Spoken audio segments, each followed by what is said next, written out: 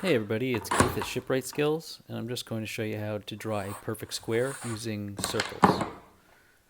So you start by drawing a center line and a circle. So the square we're looking for, that we're going to create from this circle, all the sides of it will be equal to the diameter of the circle. So start here by plotting a perpendicular to the original line that we drew.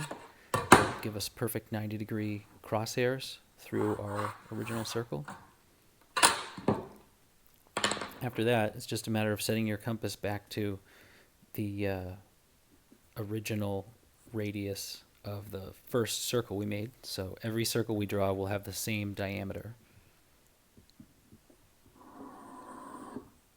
And then you just draw in all the circles on these crosshairs. So you follow the crosshair out until it hits the edge of the first circle. That's the diameter of the first circle.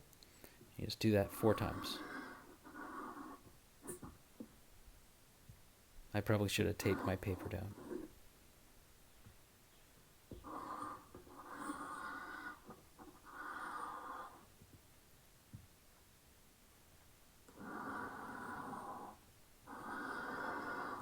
So as you can see, each circle sort of is right on the money where it was laid out because I used the dividers. And then you just lay your straight edge across the tangents of the 2 outer circles that are opposite each other and connect. And they will go across the first circle. So it's really 3 tangent points on 3 circles. You just do the same thing top and bottom. And just like that, you'll have a perfect square every time. It's a pretty decorative looking thing too, but all these other circles are just byproducts of the perfect square.